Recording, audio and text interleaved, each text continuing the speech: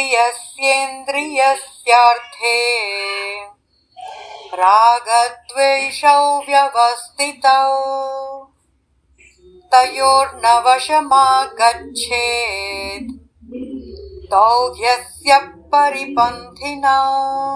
ఇంద్రియములు సహజంగానే ఇంద్రియ వస్తు విషయాలపై రాగద్వేషములు కలిగి ఉంటాయి, కానీ వాటికి వశము కాకూడదు. ఎందుకంటే ఇవే మనకు ప్రతిబంధకములు మరియు శత్రువులు. శ్రీకృష్ణుడు ఇంతకు క్రితం మనసు ఇంద్రియములు తమ సహజ గుణాలచే నడిపింపబడతాయి అని చెప్పి ఉన్నా ఇప్పుడు వాటిని మచ్చిక చేసుకునే అవకాశాన్ని చూపిస్తున్నాడు. మనకు ఈ భౌతిక శరీరం ఉన్నంతకాలం దాని నిర్వహణ కోసం ఇంద్రియ విషయములను ఉపయోగించుకోవాలి. శ్రీకృష్ణుడు మనలను అవసరమైన వాటిని వినియోగించుకోవటం ఆపమని అనటం లేదు. వాటి మీద మమకారం, ద్వేషం నిర్మూలించటానికి ప్రయత్నించమంటున్నాడు. ఖచ్చితంగా పూర్వజన్మ సంస్కారములన్నీ ప్రాణుల మీద తీవ్రమైన ప్రభావాన్ని చూపుతాయి, కానీ ఈ భగవద్గీతలో చెప్పబడిన పద్ధతి పాటిస్తే ఈ పరిస్థితిని సరిదిద్దటంలో విజయాన్ని పొందవచ్చు. ఇంద్రియములు సహజంగానే తమ ఇంద్రియ వస్తు విషయాల వైపు పరుగులు తీస్తాయి.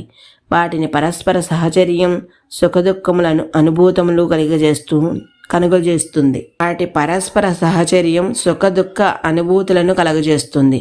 ఉదాహరణకి రుచి అనుభవించే నాలుక మధురమైన పదార్థములు తగిలినప్పుడు ఆనందాన్ని, చేదు పదార్థం తగిలినప్పుడు దుఃఖాన్ని అనుభవిస్తుంది.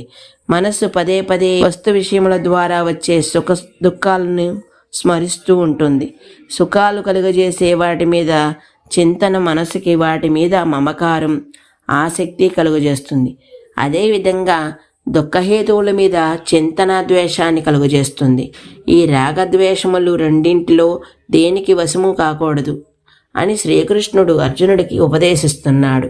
మన ప్రాపంచిక విధులు నిర్వర్తించేటప్పుడు మనకు అన్ని రకాల అనుకూల, ప్రతికూల పరిస్థితులు ఎదురవుతాయి.